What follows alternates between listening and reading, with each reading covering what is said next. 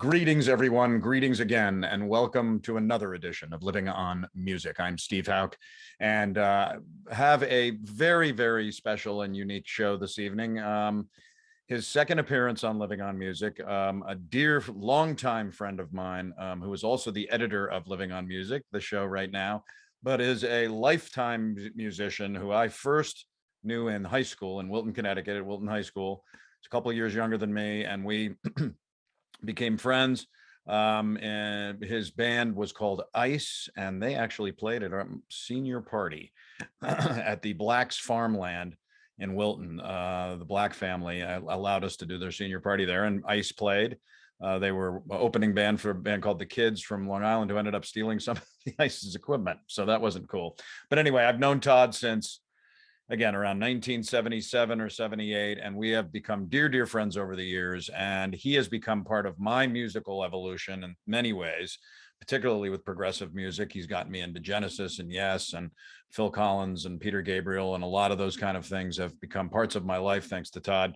And also, I think I've given him a little bit of a kind of a sense of some other music that maybe he hadn't been part of for a while. So we've been able to trade that off. But boy, is he a musical connoisseur of epic proportions, currently teaching private lessons and school and related lessons up at the Encore Performing Arts Center in Egg Harbor Township, New Jersey. Behind me, you see what is called the Lizzie Rose Music Room, and that is in Tuckerton, New Jersey. And it is a wonderful club. They get a real slew of national artists and just wonderful people coming in there. They've been shut down for the 2 years of the pandemic. And I played in this place on that stage with Todd and some of his students from Encore in one of their annual concerts. And I've done that now 3, I think, times, maybe 4, but did it last year up in a campground, outdoor amphitheater type of stage, and it was wonderful. And you'll get to see a little bit of that with tonight's show. But Todd has a musical history that is wonderful, and anybody who's a musician or knows and loves musicians looks at somebody developing from, a drummer as a young kid in high school and those kind of bands to becoming a multi-instrumentalist across the board, playing keyboards, playing bass, playing drum still, playing guitar, writing songs, writing albums. He just has 2 new ones we'll talk about. He was a producer in Las Vegas. He had his own recording studio, and Kid Creole is one of his clients that he helped produce music for, as well as other people.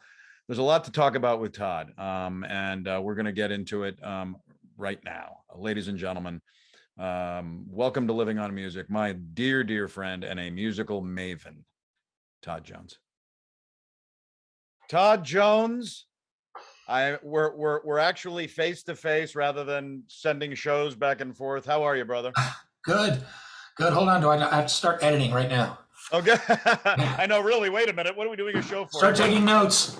That's great. Hey, it's so good to see you in this environment. To give you a chance to walk down another road you were on before, with the ladies, and that was incredible. We've got Christina on again today, so we can't wait to see you guys play a little bit. But first of all, it's been a hell of a last 2 years. We've been in very close touch through the whole time.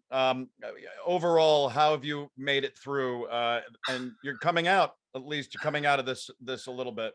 Yeah, I know you ask everybody that question, and it's interesting to hear the answers. You see so much commonality with people. Yeah.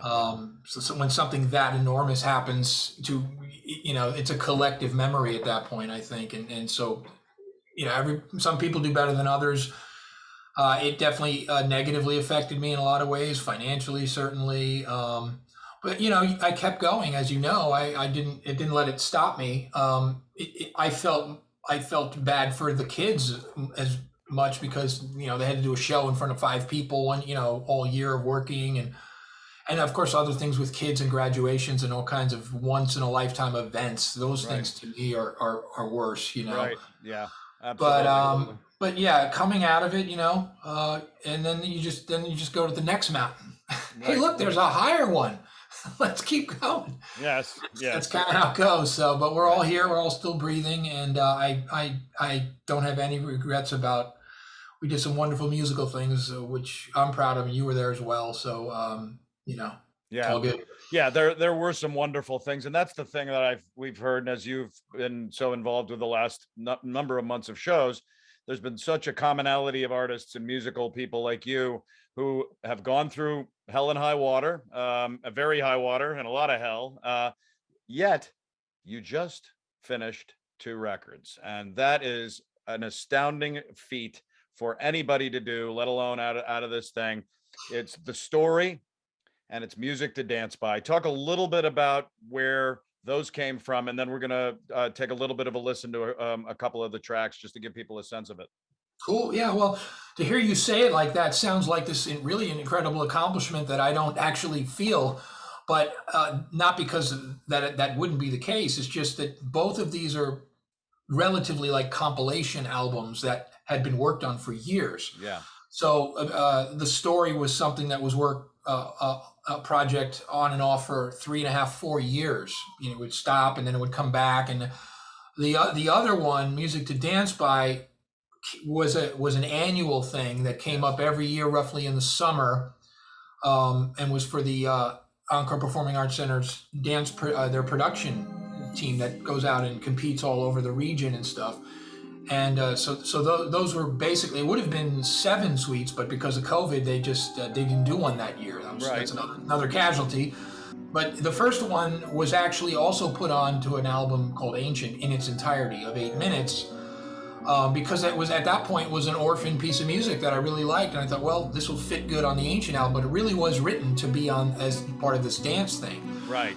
So the dance thing, even though it's suites, the tracks are all divided up into their individual parts of how they were originally composed. Right. And so it's been really enjoyable for me to listen to them in that way, because I only ever listened to them in their full 8-minute, you know, completed thing.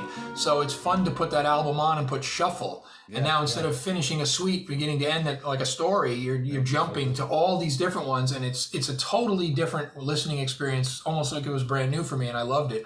Right, and that's why I put the original one back on there as well. So, but the story, like I said, was from a different project that didn't, you know, ever really get finished, but I really felt there was a lot of some of my best work was on there, and very diverse stylistically, like a film in theme orientation, where themes are put up and then brought back at various times. It's probably my favorite way to write, is that kind of way.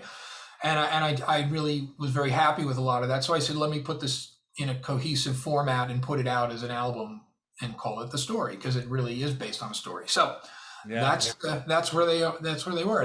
I said, basically, it was like, let's get this stuff out of my hard drive and let people hear it. That's what I did. Yeah, well, you did, and it's some wonderful stuff. We'll take a little bit of a snippet of some of the stuff from these 2 records. First from the story, Creation, and this is a pretty dramatic piece. It starts slow and then erupts into this wonderful. Do you have any thoughts of what it could accompany? Yeah. Well, ironically, you know, if you were to say to a composer, I need you to write a piece of music about the creation of all life in the universe, go, you know? Oh, yes.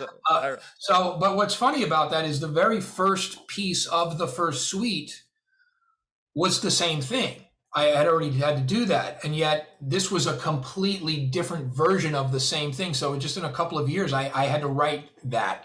And they're very, very different. Right. One starts out almost like a void of oblivion, nothingness, and the other one is basically supposed to be, if you could imagine Earth being populated in, you know, the time-lapse kind of photography where it goes 1,000 years every minute, and you're seeing animals and life sprout up all throughout the Earth. If you were watching a 3-minute video of something like that might take several thousand years. Right. And there's a pulse that goes through creation. It's a big orchestral piece. It's as big as a piece with the choirs and everything. but I put a pulse in there that really, in a way, is supposed to mimic a heartbeat, like boom, boom, boom, boom, boom, boom, which goes through the whole thing. Because now the earth is alive, essentially. This is the living, breathing earth that is created out of nothing. So that's what I did. And I went all in and was very happy with how it came out. Well, everybody can imagine that entire, huge thing right here. Here's a little snippet from Todd Jones' record, The Story, and get ready for Creation.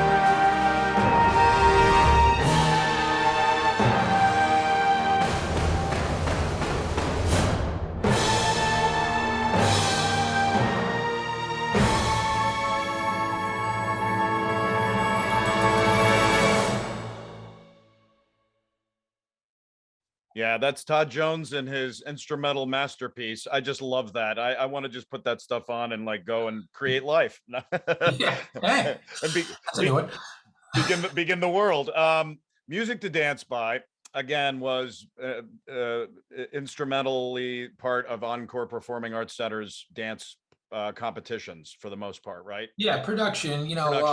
There's some nuances in the dance world about, but this is their entire team. The team does all kinds of solos, duos, trios, small group. There's a million combinations, but this is the one number they do. Actually, I think they do a hip hop number as well. But everybody of all ages comes out, and the 45 people on stage or whatever it is. It's huge. And fortunately, they've won every year. And I thought it was a one-off. I thought they were going to just ask me the one time because I'd been there and they'd done it usually with just edited songs, beach songs or whatever the theme might be. And they asked me to do it. And I said, sure. And I really enjoyed it. And I thought it was a one-off. And then they said, well, okay, what about next year? And it kept going every year. So you're really writing to someone else's story idea. It's their idea. and the scenes break apart in various ways, and that's how they're written, as scenes that have to equal 8 minutes right to the second. You know, they can't go over 8 minutes. So that's a nice challenge. I always like. Yeah. I managed to get all of them literally to 8 minutes to the second. Oh God. So you know, that's a little point of pride I did. But anyway, yeah. So each one has a story. Orchestrally, I like to do these ones. I really is probably my go-to thing is a combination of orchestral, world and ethnic music and instruments, voices. Almost everything I write has vocals in it, just not lyrical singing, but choirs, individual singers, which are very popular in film scoring and stuff, and very evocative of emotion. And then also electronic instruments, and try to blend together and not really have any one formula that I stick to, because I don't need to, you know. In some ways that makes it easier. In some ways it makes it harder to tell a story if you don't have lyrics, you know? Yes, absolutely. So it's a challenge all around, but I enjoy it, and very, very happy with all of these suites. Oh, you should be. And I have seen the evolution of these over the years as you've sent them to me and shown me what you've done. And you know my feelings of the incredible contributions that you have had to Encore. And this is no exception. We got a couple of tastes. This is what I consider, and I love the title of it, is Nature Suite, Immovable Mountains. This could be a mountain climbing soundtrack to me. You can hear. Well, this is, yeah. I mean, I'm glad that you say that, because in that particular case, it was intentional to evoke rocks and hardness, and because this is the most recent. The Nature Suite is the current one, and by the way, I just found out yesterday that they won last weekend with this. They came in first place. So far, so good.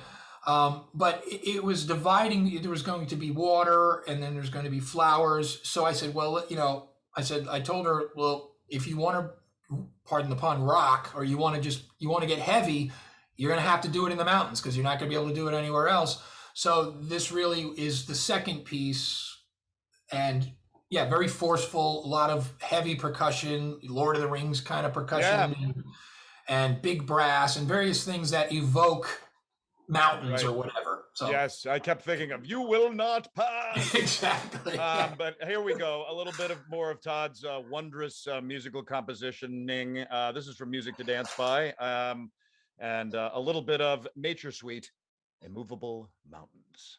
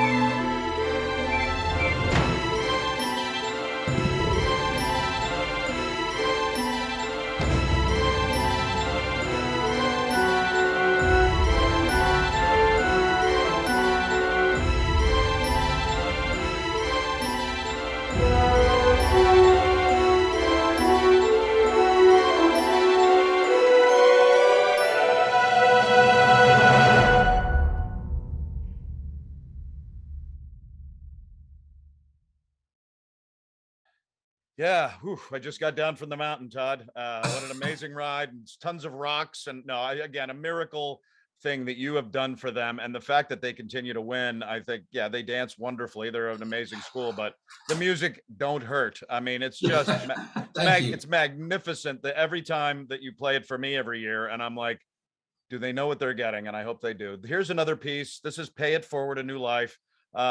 It has a kind of a TikTok start that I got Yeah, almost. Yeah. it's funny because it's the second time in just a couple of years I have a wonderful sample libraries, and one of the samples as part of, I don't know, much bigger library was like a cuckoo clock or Right. some kind of winding clock, and Right. various either you make your own tempo or back and forth. And I used it years ago and it was great. And this particular suite was about a life of a girl who was helped out early on. She was homeless, and then she's kind of helped it back onto her feet, and now she has a new life. She's getting a job. That's why you'll hear in the background there's a cash register sound, because she's working as a waitress. And there's a lot more sound effects that I removed for the album release because, but I left that one in. I thought just as a piece of percussion, it's right on the beat. But basically, so it's like tick tock. So it's like now her life has some order, some structure. So I started it with this kind of very regimented beat, which goes through the whole thing and really has a nice. What I like about this one is it really, to me, is the perfect blend of orchestral instruments, ethnic instruments with voices, and electronics. So this has regular drums, bass, mixed with orchestral stuff, and it's one of the few that has that. So I really like the way that it all blends together and tells the story. Yes, it certainly does. This is wonderful. To me, this again has the TikTok beginning, but it has this movie themish feel to me that you could drop this into one of these incredible movies that are, you know, grand. And I just love this. Here we go, you guys, for another one, a little snippet from Music to Dance By. Pay It Forward, A New Life.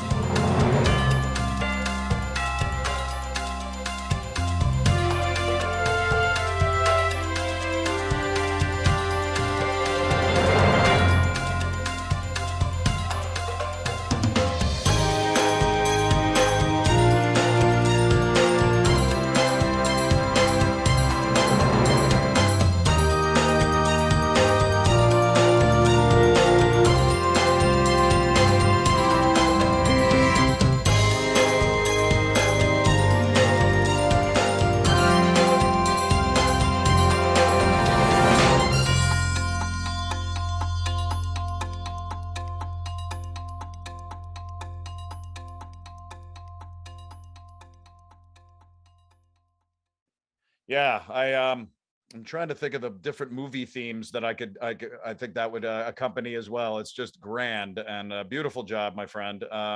and you should be very proud of those 2 records. And where can people kind of find them and listen to the whole shebang? All my albums, and there's a couple more. They're all on all the major platforms, all the streaming platforms. Amazon, Great. iTunes, Apple Music, Spotify, all the places you can get them. Great. And I hope people do, Yeah, they should. It's a wonderful accompanying type of music. Last time you were on the show, we talked a lot about your last number of years, which have kind of taken an amazing turn for you as a music teacher, as a music mentor, largely with Encore Performing Arts there in Egg Harbor Township, New Jersey, but also your own private lessons. And you've really had an effect. And I've seen it personally. Later in the show, we'll show a little clip of my performing with one of your students. But Christina Ross has been, I think, probably your most grand achievement in your music. Oh boy! And I gotta make sure she. Okay, I have to cut that out for her. Yeah, well, I don't. No, I can't argue that. No, you can't, and it's she should be extremely proud of you and what you've done with her. Her evolution over the years has been an incredible thing to witness, and because she started when, how old was she when you first met her and started? She was 11, about to turn 12, and now she just turned 17. 17. Yeah, unbelievable. So yeah, kind of an important age group there for, and we've been just recently talking about it, and I'm like, I literally have been working with you more than a third of your whole life.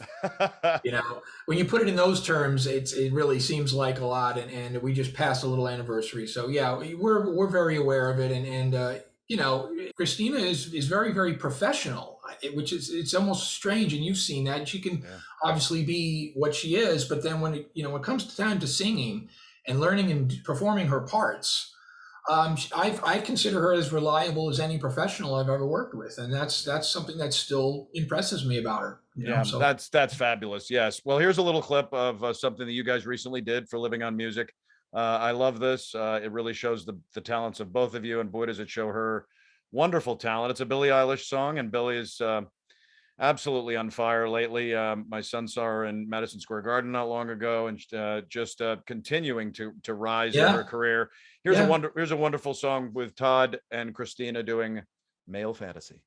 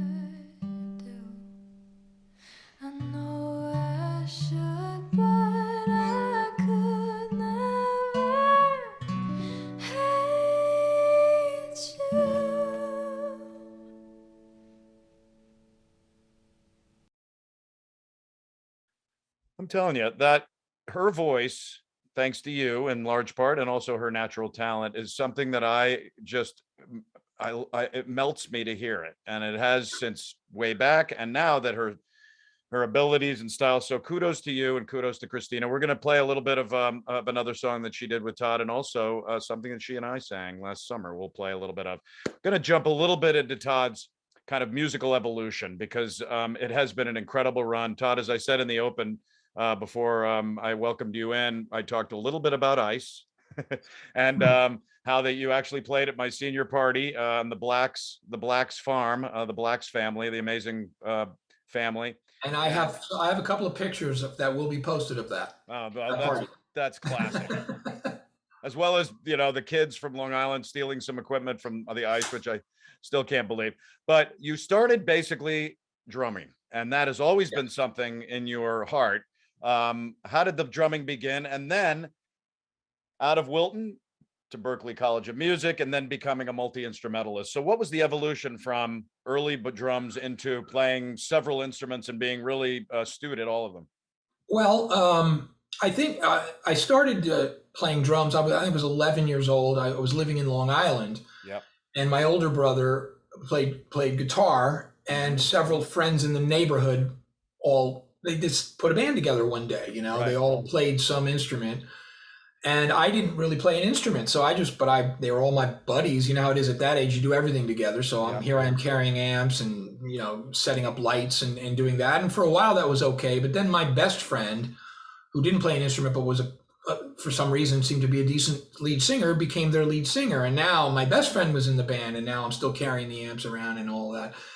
And I would look at the drum set that would be set up there, and I would like, I want to play the drums, and the guy would like never let me play it. We were good friends, but it was a he would let me play it for 30 seconds if he felt like it on one day, and I would get very frustrated. So I said to my parents, I want to play drums. I want to learn to play drums. So that was probably the original motivation. It wasn't like this passionate love for music at that time. I was still was going to be a baseball player and play for the Mets and win every year. Some fantasies never die. Yeah, that sure didn't happen, but yeah. But anyway, so no, that was how it started. But then I had to play on a pad. My parents were not going to buy me an expensive drum set at that age. Okay, you stick with the drum pad for 6 months and show that you're into it, and I did. And so I went and bought my first drum set, and fortunately, I was able to have my older brother to play with almost immediately, even though I wasn't in that band, but I had somebody there to play with, whether he wanted to or not. Sometimes he did it against his will.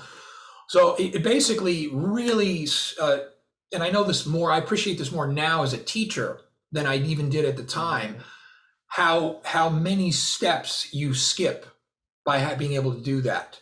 Because that's one of the biggest, most important things, is start to play with other musicians. Mm-hmm. It helps you in every conceivable musical way, and any musician knows what I'm talking about. Right. But if you're just practicing and doing private lessons and that's all you do, it's difficult. It's one of the reasons I started the ensemble program, is the strength of that. Anyway, so that happened, and we moved to Connecticut, and we didn't know anybody when we first moved to Wilton. But my parents were smart enough to move with 1 month left in the year, because she didn't want us going into summer break not knowing anybody. And that's really all it took to find like-minded people with hairstyles and clothing and whatever else we shared that said, hey, maybe we should try jamming. Let's, whatever we did. And so that summer we basically did, and we found a couple of people and created this band, Ice, that you mentioned, and started the new school year. And now I was a rock star in high school with long hair, and people knew me. Yeah, you were. And suddenly it was like, oh, I think I like this. Yeah, and I'll never forget John Basso being the Robert Plant of our high school for a while. Absolutely, there. Yeah. But and then from the drums into Boston, into college, when did things started sprouting? Really what it was more than anything was when I became serious about music. And the move from Long Island to Connecticut did two things. It ended baseball for me. to where I didn't try out for the team. It was my interests, as happens many times at that age with everybody, is your interest shift, especially if there's something to take its place, which was music, Right. and drumming in particular. And because I was a good drummer, I knew I was a better than average drummer, and I do credit that back to what I said earlier about being able to play immediately. So learning how to play along with music, but anyway, and I started to really enjoy playing. And I said, I loved it. And, girls would clap after we play. At that age, that was like, I'll do stamp collecting if girls are going to clap for me, So, but anyway, so that's how the passion got there. So my drive to become better got there. And now I would practice every day, whether we had band practice or not. I would always practice. And that inevitably led to a little bit of boredom over the kind of music, because it was classic rock, great stuff, would never knock it. Aerosmith, Zeppelin, Foghat, whoever was the classic rock of the day, early mid 70s. Yep. But there's a lot more there if you're a guitarist. Right. It's a guitar based style of music. And I got introduced to something else, which we now know as prog rock. And I was aware of Yes and certain other things. And my brother, ironically, who's the rocker, got me into Rush and some other bands, and we would play them. And I realized, whoa, there is way more going on here on the drums. Yeah. And I like this. And so I immediately, after seeing Rush, bought this enormous drum kit, 13-piece, like he had, double kick drum, all these concert toms, and just started overplaying like an idiot, but loving every second of it. But working hard and trying to learn everything. At that point, I became a vacuum. I just sucked, a sponge. I sucked everything in. The entire Genesis Seconds Out album, learn the whole thing. All 3 albums of Yes songs, learn the entire thing, all of this. And it's just like, more. And that's how I would play every day. I would play along to these. And then it'd be like, okay, we're going to do this Foghat song. And I'd be like, what? Right. No, I'm not trying to diss Foghat. I'm just saying, I got to a point where I didn't even want to play in 4/4 time anymore. And I said, so I got frustrated with the music and came across, one of the outlets for that was to take more control of what the band would play. And as just a drummer who didn't know chords, music, or anything like that, that was really impossible. So I got a guitar, I started to learn chords and phrases, and I felt I could come up with some stuff. That was the real impetus. But it really started after high school, when I took 2 years off before going to Berkeley. Yeah. I then became a lead singer, played a little bit of electric guitar, was always playing classical guitar. That's the guitar I had, was classical guitar. I had a friend who taught me some house stuff like Mood for a Day and things like that. And that was really beneficial, as it would turn out, for me to transition to a bass player, because it's a very similar type of playing. Yeah. And so by the time I got to Berkeley, I had already bought a 4-track. I had started to write and create my own music, recording the different instruments. And so my interest had already shifted by the time I even got into Berkeley as a drummer. I now thought of myself more as a multi-instrumentalist, composer, overall artist kind of guy, rather than, quote, just a drummer. Right. And so and then for everything moving forward, ironically, I really never played drums again in a band. Right. That's true. The first professional band, I was a bass player and the singer and the musical director. And the reason that happened was we didn't know a bass player, but we knew a drummer. Oh, wow. So I said, well, I'll play bass, because I had a bass that I used to record with, and very basic. You could punch in and fix mistakes, and I never had to play bass in any kind of continuity. Right. So it was a total jump in the deep end, because we had gigs, we were touring, and now I'm a bass player? When did that happen? Kind of thing. And yet that was a baptism by fire, and for the next 5 years, I was a professional bass player singer, and not a drummer. And that's where bass came in.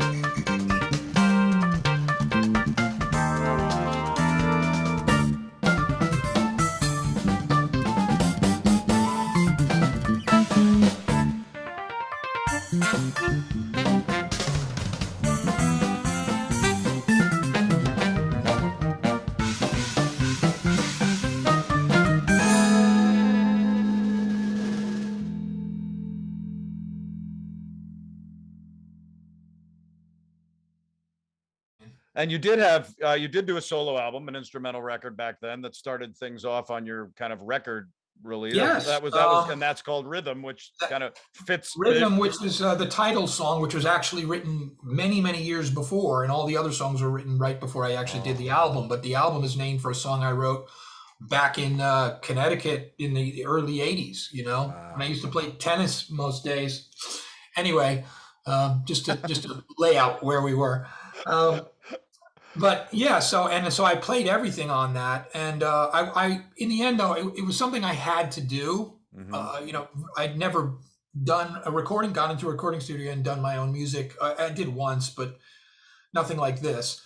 And so I basically played every instrument except I hired some horn section guys, which were fantastic on a couple of tracks, and some backup singers.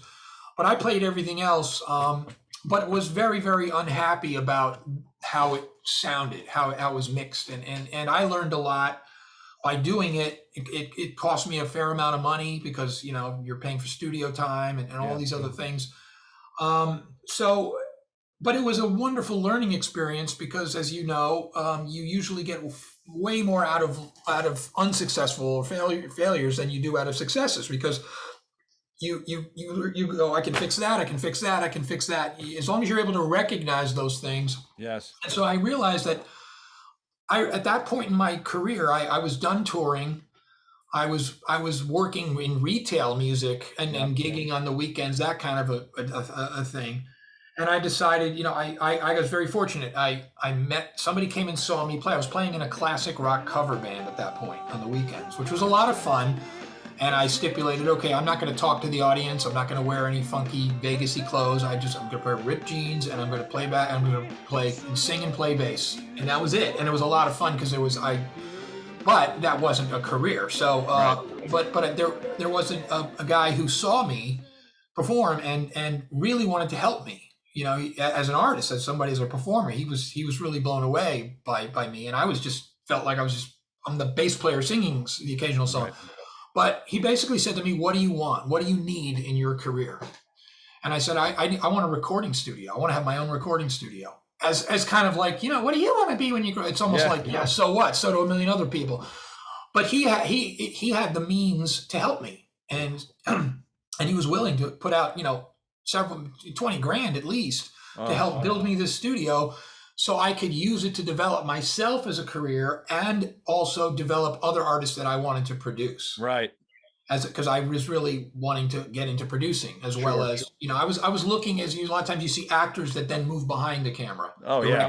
And things like that. They can still stay in front, but that was where I wanted to be behind the mixer. I wanted to be calling the shots from the beginning to the end. Producing. So was this when you were in Las Vegas? Yes, this was, and so that's what happened. We found a location. And he built Montage Productions. Montage Productions, is what it was called, and built it. Did a lot of the work myself.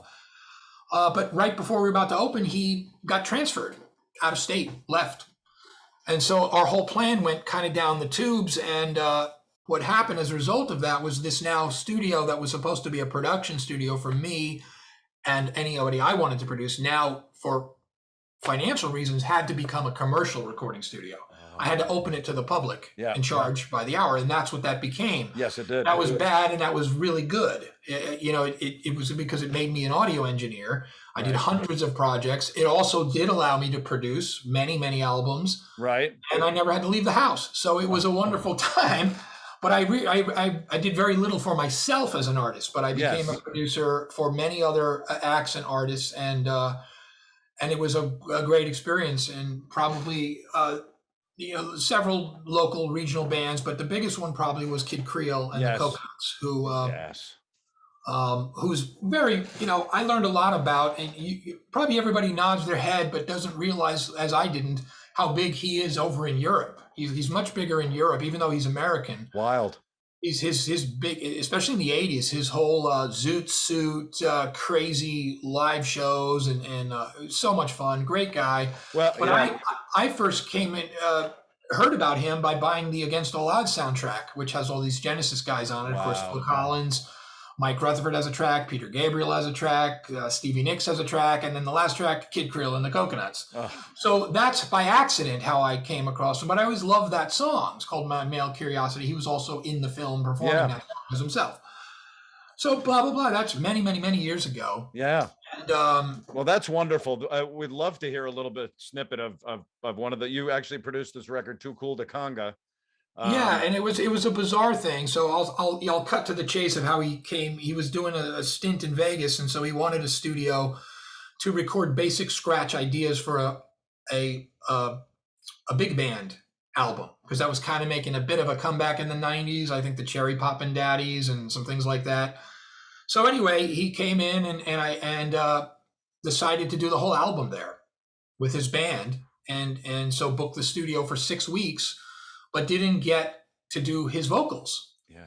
And so jokingly I said, and he was going off, he had to go back to London to be in like a play, there at the West End Theatre, some musical that he had to go back for. And I jokingly said, well, I guess you'll have to fly me to London. And he looked at me and said, yeah. And I knew right away he was serious, because he had already flown people out to Vegas. And so he basically they flew me out to London with the tapes, Notting Hill, area. And I had nothing to do all day except walk around London and sightsee, and then go work for 4 hours at night recording his vocals. Oh my God. And from there, they flew me to New York City, to Manhattan, to record all of the horns. Oh. In a totally different studio, and then take that back to Vegas to do a rough mix to send to Hollywood and London to get close. Okay, then he would fly to New York, and I flew to New York to do the final mix of the album, which we did. Wow. On a computer. And then I get back to Vegas, and the manager and the record people who were paying for it weren't overly happy with the mix. They wanted the horns brought up. So I remixed the entire album by myself at home back in Las Vegas, which is the final album that's out has been out ever since. Oh, that's a great story. Yeah, it was a wild, wonderful, it took about 6 months, all of that. And it was a lot of fun. He's a great guy. He's very smart, very talented guy. Right. Great guy to hang out with, a great performer. And so this is a little piece. It's actually not an original. It's a clip from, he did a medley of, I think, Flip, Flop, and Fly, and My Gal's a Jockey. Everything else was original, but this is really a good sampling of the overall feel and sound of the album with the horns and everything. So. Cool. Sounds great. Well, I got a gal. She rides me night and day. That means she's on his back. I got a gal. She rides me night and day. 24/7. If she keeps on riding me, I know she's gonna drive me away. That means she wants to go out in the pasture with the horses. Well, Rebecca, get your big legs off of me. Hey, Rebecca, get your big fat stinking legs off of me. You too? Yeah, boy. I ain't resenting you, honey, but you wear the hell out of me. I don't want no girl with hair like drops of rain. Say what? I don't want no girl with hair like drops of rain. So what you want, baby? I want a real fine mama with hair like a horse's mane. Well, baby, everything's alright. It's alright, it's alright, it's alright. Take it easy, baby. Everything's alright. It's alright, it's alright, it's alright. Long as you live next door, you suit your daddy tonight. Now take off.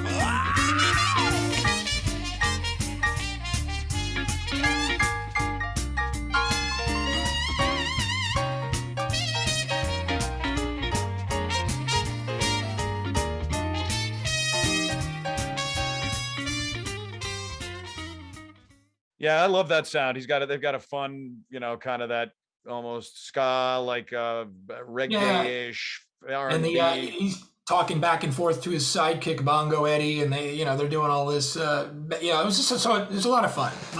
It is a lot of fun. You had a little story about your early days in the studio. Yeah, I just I first went in there, and when you build a recording studio and you get the mics and you get everything all set up, you're not going to test it out on a paying client. I mean, you could, but you better make a lot of stipulations or be prepared to give the money back or something. Right. So I said, well, look, I know how to do this. So I did a little project I did like 3 CCR songs because I had been performing them with my cover band. and I did Fortunate Son, and it's the only thing I ever have recorded with that big giant drum set I bought back in high school. And then right after this project, sold it because it wasn't a good studio kit, and then have the kit that I still have to this day. But so the drum sound is really a lot of fun, and I did kind of like a really heavy, almost fusion-y version. And I'm playing drums, I'm singing, playing bass and organ, and then a friend of mine played the guitar for me. So this is just like a little piece of. So it's literally the very first thing I ever recorded in that studio when we turned the lights on and said, "Here we go." Yeah, well. Here's a little bit of Todd's early studio life with a little bit of Fortunate Son. Some folks are born silver spoon in hand, Lord, don't they have themselves? When the tax man comes to the door, oh, the house will be like a rolling sand. It ain't me, it ain't me, I ain't no millionaire soul.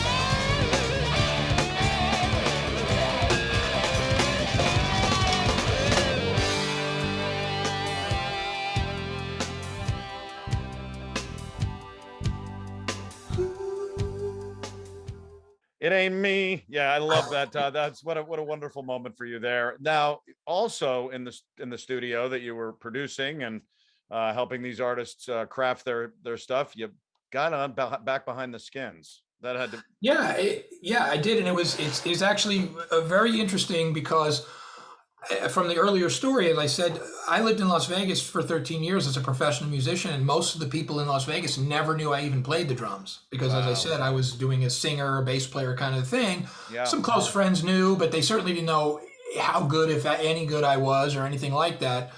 So I did do. Fortunately, I was able to finally do a few gigs for some of the bands that I was producing because they needed a drummer, and that happens a lot. Oh, I know a sax player, but I can do the drums.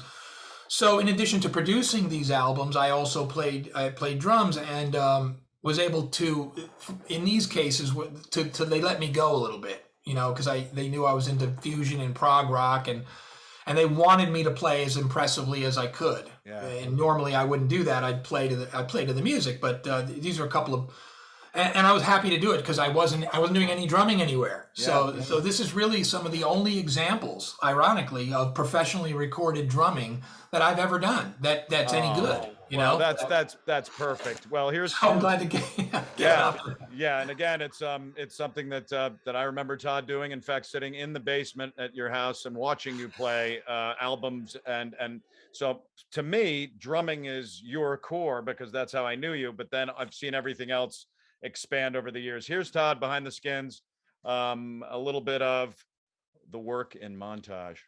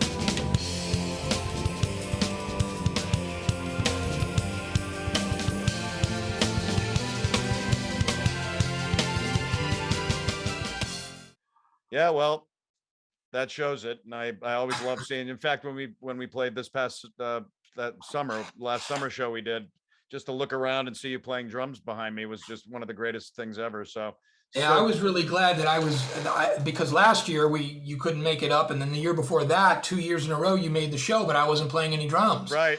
And I was really, besides a lot of other reasons, I was really gratified. I'm like, I'm really glad I can play drums behind Steve singing at least once, because that's how he goes back, and it's never happened. So that was enjoyable for me. Yeah, that was great. Even when I look at the clips, I love it.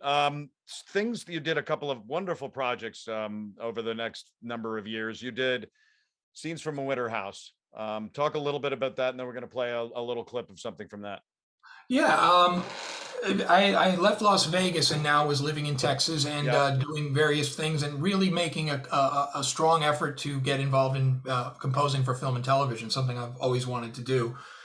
And without getting too technical, you're probably aware that a lot of music for film and television and various media is done through sample libraries, and not everybody has an orchestra in their basement, and yet the technology, which I have been involved in since the very, very beginning, has come so far.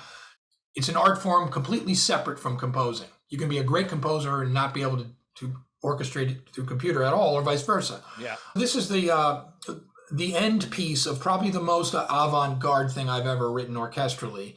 And this is the tail end of that, like the last quarter of the third movement, Machinations. Right. And it's pretty wild. There's some nods to some of my favorite composers in there, but it's just pretty much out there and no restraints. Take the shackles off, and this is what I came up with. Yeah, I love it too. Yeah, this is from Todd, Scene from a Winter House. The wonderfully orchestral feeling for it. Again, it's got almost this stage feeling, like a Broadway musical kind of score type of feeling, as well as sound like Alfred Hitchcock type scores. And I know you're a fan of some of the people that have done his scores, but I just love the way this goes through. This is from Scenes from a Winter House, the third movement, Machinations.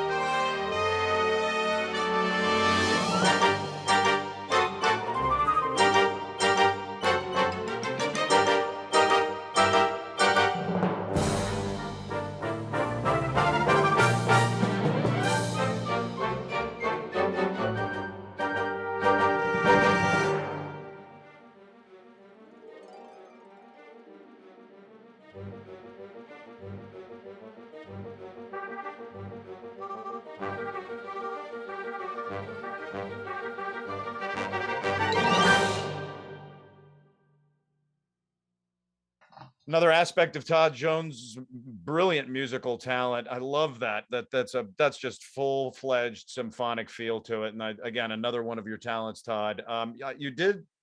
You talked about doing the composing for film and television, wanting that to be kind of part of what you were going to be evolving into. And lo and behold, there's always Odyssey Driving Around the World. Now talk a little bit about that show, and then we're going to play a little bit of a song that you wrote for this program. Yeah, that was a great opportunity. It was also my first experience working in television in terms of the deadlines and so these were episodes, half-hour episodes. I had to work in a very regimented way, in a way that I wasn't used to working. So it was really good, but it was also very enjoyable. And then very early on, I knew that I would make a soundtrack album of the cues, because the cues are very short, as you know. And perfect. So I basically expanded it into an album that goes chronologically with the story, and most of that music is in the show. It's somewhere. So great. Very happy with it. It's my best. It's my best selling, mainly because it's been out the longest. But people from all over the world, and also it aired everywhere. The National Geographic Adventure Channel airs in every country. So I'm very happy with that one. Yeah, you should be. This is great. Everybody, get into your car. From Todd's journey into television score work. Here's from Odyssey Driving Around the World. Take a ride with Beyond the Silk Road.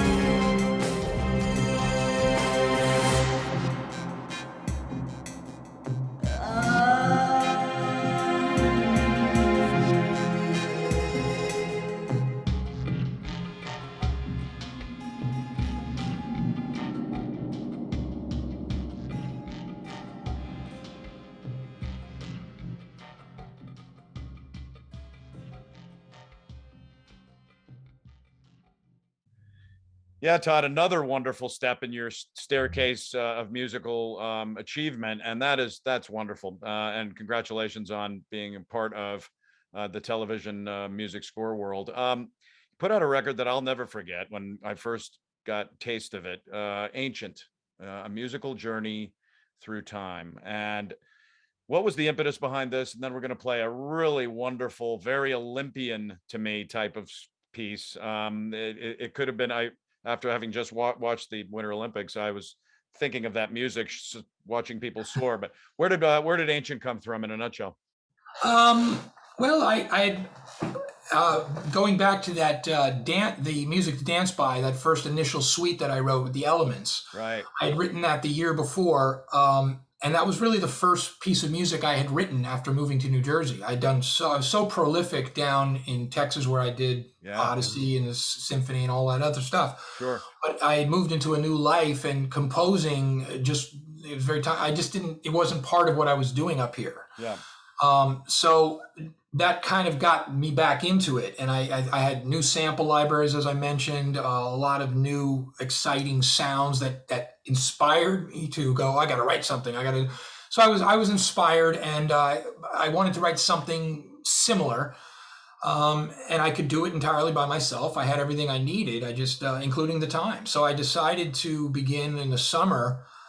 And I said, okay, what do I want to base this on? And I just decided, I didn't know it. I just thought first, maybe I'll just journey around the world as a geographic kind of a thing. And I said, well, I kind of did that with Odyssey.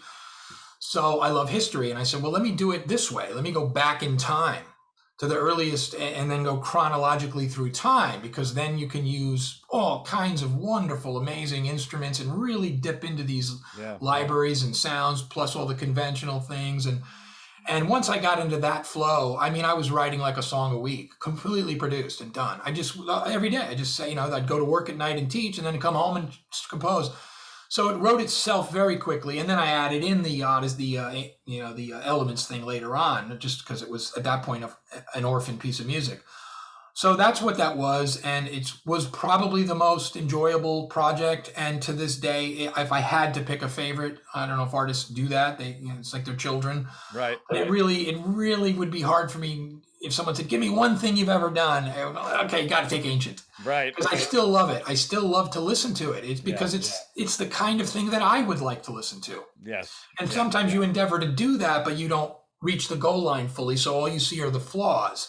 I don't feel that at all. I feel like, that's what I wanted. That sounds exactly like what I wanted. So I can listen to it without overly criticizing myself. No, I love that. And I love when you first sent it to me and I looked through it and to see the historical and the way you put this music together in these different areas is beautiful. What is the pronunciation of this? Peloponnesus. Peloponnesus. And what is that? I figured there might be somebody near you who could have helped with that, but right. Oh yes, yeah. I bet the Greek and the Greek. Right. So that was basically the Spartan 300 period of Greece, where all of the Peloponnesus, which is all those islands which included Greece, but all the city-states that existed at the time formed an alliance called the Peloponnesus to fight Xerxes, who was invading. So that one in particular, I chose that in a way, and I was kind of like, should I pick this one? Because it's the most orchestral. Right. And it is, and I love it, and it might be one of my favorites for that reason, but it's not, the whole rest of the album, you're not going to get all of that orchestration, but to me, I love the orchestration. I used some of the newer choirs, which sound so realistic. And this was really, like you said earlier about the Olympics and television, this is a very evocative piece of Hollywood, where some of them delve a little deeper into the ethnicity aspect of it, of sound effects and old instruments. And I love that. This is like what I grew up with watching, all those kinds of movies, whether it was Jason and the Argonauts and all the ancient Greece with the ships sailing and the gigantic brass at the beginning. To me, that's just a throwback to all of what I grew up with Greece. Oh, that's perfect. Because when I was listening to a lot of the stuff we were going to be talking about, I had that as kind of a science fiction soundtrack piece. It just seems like have this amazing kind of story going while you're behind it, and an Olympian feel too, as I said earlier. Here we go, you guys. This is from Todd's Ancient, a musical journey through time, and a little bit of Peloponnesus.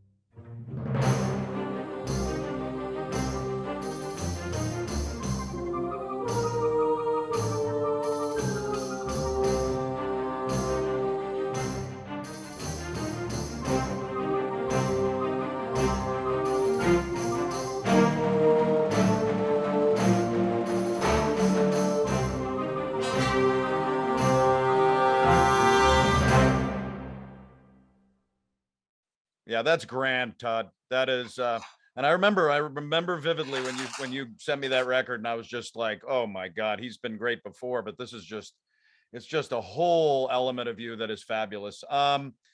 You began, and we touched on this in our first episode, gosh, about a year and change ago, at least, on Living on Music. But you got into the world of teaching, and it has become not only, I know, extremely valuable to the people that you have given your talent and created and helped them grow their talents, but to you yourself as a human being, as a musician, to be able to help people learn and to help kids has been an incredible experience, right?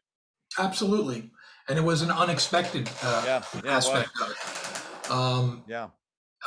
You know, I don't think I'm different than any other teacher. It's just that I never thought of myself as a teacher until I started teaching. So probably a lot of teachers will be like, yeah, don't you get it? It's not just a paycheck. And you've heard teachers say that when they reach even a single kid, when they know that they're reaching them, that's a whole different thing. So I'm not a teacher that stands in front of 30 kids for 8 hours, you know, but it's much more intimate, and that makes the bonds deeper because again, we talk about Christina, you know, that's the same student for 6 years, not just in class, but private as well, at double privates, because I also taught her guitar and all of the shows and projects that you do, and as particularly with the ensemble, which thank God you've been involved with because it's been so wonderful. But you've also been able to see not just Christina, but everybody else, and Julia and Eric and multi-instrumentalists themselves now, and watching them go off where I know I used to be, the passion they have in their newfound music and styles and everything they're doing, and you know that you had a part in that. Yes. And there's no substitute for that. And you watch them develop. It's just wonderful. So yes, that was unexpected. I do love it. So, Well, yeah.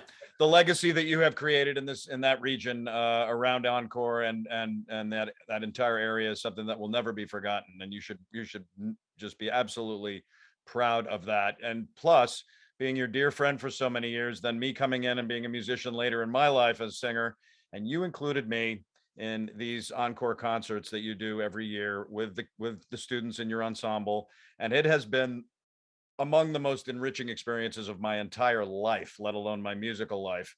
We did one last summer when people, you know, again, the pandemic had knocked me back here and not being able to do the one in 2020, and then we kind of came out and we did it at a campground, right? That was built, that was functioned by yes, in fact, that very thing was in the background. You'll see it in the video. Yeah, the Lizzie Rose music room is what I mentioned in the open before we started talking, and Todd is an instrumental part of that place, has been for a number of years as a sound expert and part of the whole arranging of shows as top acts. Great people come in there, and to be able to be given a chance to sing with Todd's students it's just been incredible. This is just a clip of what we did. I got a chance to actually sing with Christina and Todd and the band, and it was an amazing experience. This is a little bit of Tom Petty and Stevie Nicks' gem, Stop Dragging My Heart Around.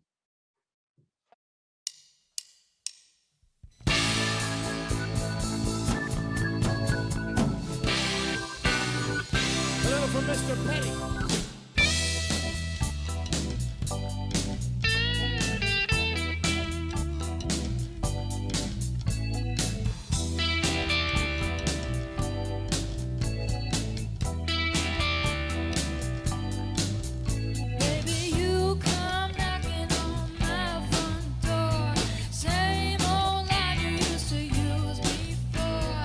I said, yeah, well, what am I supposed to do? I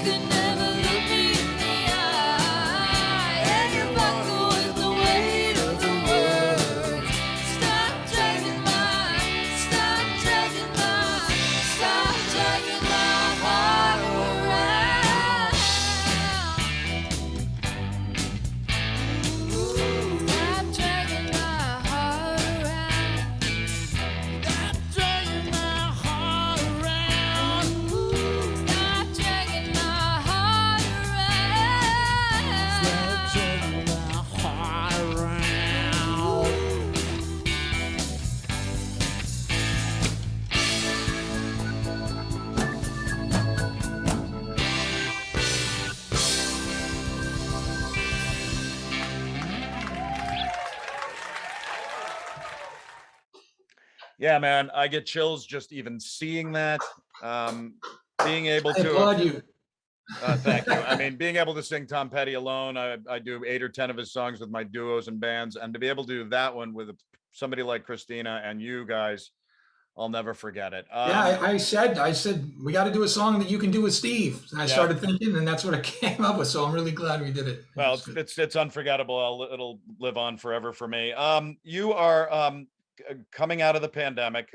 You're again your lessons and your teaching continues. You've got something going on with cancer that's been going on for a little while with you. It's going to take a little bit of a turn to change your life a little bit, but how are you doing going into this next phase of life? Well, yeah, it's going to be obviously devastating. I mean, I think I probably almost have to say it at this point. If I'm going to have my right arm is going to be amputated in a few weeks from right this moment. Obviously, everyone can imagine anybody's life losing their right arm, but a musician and all these guitars behind me and everything we've talked about is going to be severely impacted. And you're right. It's something. How am I doing with that? I don't even know the answer to that. I'm doing what I have to do to survive. I've had some limitation for the last 5 years after cancer surgeries, but managed to come back and play, and playing drums in that show last year was about, that was wonderful because it was a little painful, but it was, I'm so glad that, and even now to me it's more valuable than ever now. Right. And everything that we talked about has become more valuable than ever. Right. And but I'm going to move forward. I'm going to continue working at Lizzie Rose and still try to continue to teach as best I can, and just try to have a life with music as well as anything else that I want in my life, hopefully. Yes. Well, there's been nothing that I have seen more than the grace and the courage. And it is so incredible the way you are coming through this. And I will be there right alongside you. And you are an honorary member of the Cancer Can Rock team. As everybody has seen, I've had Jim Ebert, and actually he is going to be on this month as well to talk about his event on May 15th, which I'll be emceeing again, and the Greek and the Freak, the opening set to it. But we, again, it is very, very much a part of the soul and mission of Cancer Can Rock to work with musicians and people to keep their music going and to keep that part of their life going and enriching them, even if they're going through very difficult times. And you'll get out of this, and you're going to get back, and you'll be teaching again, and things will be better than they are. And I can't wait to be back up there and see you. You will be continuing to do lessons, and what you have done again is, and we've highlighted Christina on this show because it's hard not to when it comes to your musical teaching life. But you guys did another song, and we're going to play that as we come to the amazing end of this amazing ride with Todd. This is something you guys did, and it's one of my favorite singers, this song, Katie Lang. It's from Ingenue, which is one of my favorite records that came out in around 1992. Why did you guys pick Wash Me Clean? Real quick, it's fun. I totally ditto you on that. It's one of my favorite albums. I love every second of every song. Yeah. We did another one years ago in a music video, Save Me, and then we also did, of course, Constant Craving in one of the shows. Yeah. I think one of the shows you were there. Yeah. But ironically, the song Wash Me Clean, because I knew the album so well just from listening to it, that when it came time to teaching singing, there's a section that's only about 18 seconds long in the middle, coming right out of the guitar solo, where she uses about 7 different vocal techniques in 18 seconds, and in such a smooth way that I would literally use that 18 seconds to teach. You see how she's doing this, and then she goes to a falsetto, then she adds her vibrato, then glides down and does low vibrato, does all of it, because she's such an exquisite singer that I would use this and for my students. And Christina knew that, but I didn't do it with her because she didn't really need that. You know what I mean? She had so much natural ability, but she knew that I thought that, she knew that I used it for that reason. So I said something about, hey, let's try this song one time. And we did it. We did it several years ago. And she did every one of those things perfectly. And I know that she practiced to do that. And I listened back to it and almost had tears in my eyes. I said, this girl she's beautiful, beautiful. Just would bring tears to my eyes, because this is one of, as you know, Katie Lang on certain songs can do that. She's such an exquisite voice. And so Christina, so I said, okay, let's do that one and do your thing, and just sing it. And then but that got her into Katie Lang, and she ended up going with her dad to see Katie Lang. Here she is, like 15 years old at a Katie Lang concert. So she became a legit fan, So I feel very glad about that. But she sings the song beautifully. Absolutely. So I'm happy to do it. Absolutely. When you and I talked about this in pre-meetings for the show, and I don't think I knew exactly what songs you did until I got them. And when I got them and I saw this, I watched it 3 times in the first time I got it. So ladies and gentlemen, here you go. Here's what Todd Jones has done over the last number of years. And there's been a slew of kids he's worked with, and I've sang with them, and I know a bunch of who they are, and they have ascended. But Christina really is the gem of Todd's time that he has taught music, and this shows why. Here you go, from Ingenue and Katie Lang, Wash Me Clean.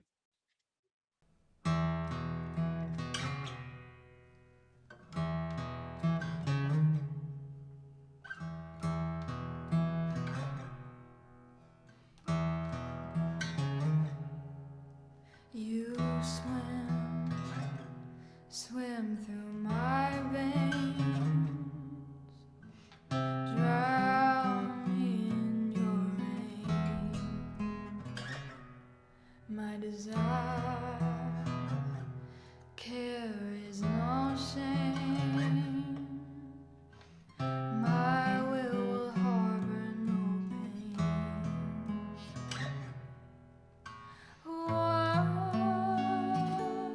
Wash me clean,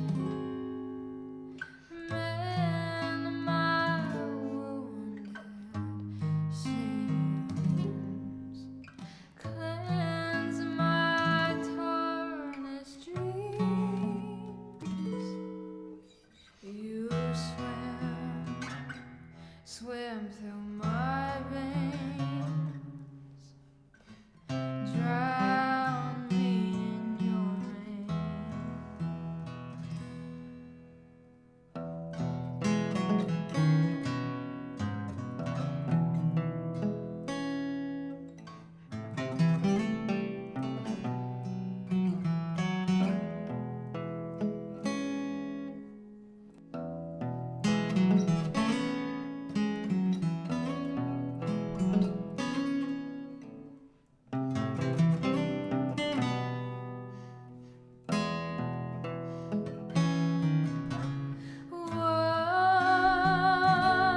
Wash me clean, mend my wounded seams, cleanse my tarnished dreams.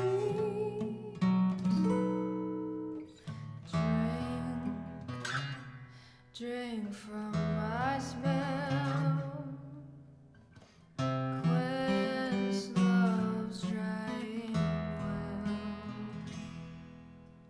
well. Wash me clean, mend my wounded seams, cleanse my tarnished dreams.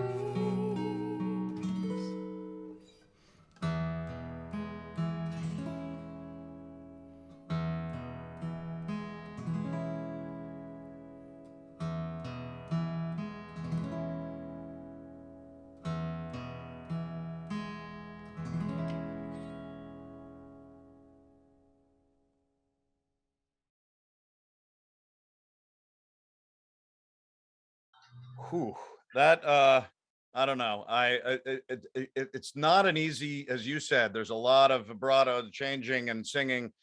Boy, is that a beautiful thing. And Todd Jones, you should be incredibly proud, not only of Christina, but of people like Julia and Eric and your entire swath of people that have come through. And I mentioned Julia and Eric. Savannah was just incredible, who was on the show the last time. I mean, you should, no matter what you're going through, and no, it ain't easy, but boy, you should be proud of that. And that should give you joy in your heart. And man, you and I are going to keep close. We've got this show cranking along. We just got our 100th YouTube subscriber.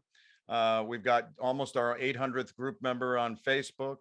So the show is excelling, and you have been the reason that it's been able to keep going over these last number of months. And other than that, wishing you nothing but happiness, strength, fortitude, and Todd Jonesness to get through this next few months. And then I'm going to be up in Jersey. We're going to do something. We're going to sing something. We're going to play something. We're going to have some fun. But I wish you the very best. Anybody who wants to wish you good luck and something, how can they get in touch with you? I have my normal Facebook page, and then I also have my Todd Jones professional Facebook page as a musician composer, and then I have my Todd Jones channel on YouTube, but that's not really. I think we're going to put some stuff under you, and it's been up there most of the show, so people can go on Facebook, go to Messenger, go whatever. Wish Todd a smooth ride over this next tough couple of months, and then coming out of it, he's going to make a difference in kids' lives and my life going forward. So Todd, love you, man. Thanks, brother. Keep going. We're going to keep living on music, and you're going to keep ascending for sure. Take care. Absolutely. Take care. Talk soon. Well, it's it's amazing having a musician of his caliber and of his evolution on Living on Music, but also love that guy. He is a brother. He's a dear, dear, dear friend, and wishing him all the best with what he is going to be going through. And also coming out of that, continuing to be a music mentor and teacher, both with his school and private lessons, and as well as writing more music as time goes by, and hopefully finding ways to play. And we'll figure that out as we go along. But Todd Jones, I love you, man. You'll be getting this show to edit soon. But it'll be fun to do this with you. I love you, man. And obviously, as we always do, let's keep in very close touch. Everybody, if you wouldn't mind, you can go to the YouTube channel, Living on Music with Steve Houck on YouTube, and subscribe if you would. We're trying to get some subscriptions up, and it's just about at 100. So that's really neat. I only had about 25 about 6, 8, 10 months ago when things started evolving even higher for the show. And that's really sad. So subscribe to the channel, my YouTube channel, if you wouldn't mind. Also go to our Living on Music Facebook page, and we have almost 800 members. By the time this show airs, we might have 800. So it's really exciting how many people are engaging with Living on Music, and we'd love to have you as part of the nation, or pass it on to other people, and you'll get pinged about the shows and things like that. Also, Living on Music with Steve Houck is now a podcast, so you won't get the visual part of the show, which is kind of my forte and what I've done the last 40 years in television, but you will get the audio, and it is a wonderful ride on a podcast scale. Living on Music with Steve Houck, you can get it on Spotify, on iHeartRadio, on Google or Apple Podcasts, a number of other podcasts. Just Google it on your favorite, or search it on your favorite podcast entity, and check it out, and review if you would give it a chance and you enjoy what you heard. Short reviews are wonderful things too, to help elevate the presence. Thanks so much again, Todd Jones. We'll be working together for hopefully a long time to come, and can't wait to hear more of your music as time goes by. For everyone else, be well, be safe, and don't forget to always keep living on music.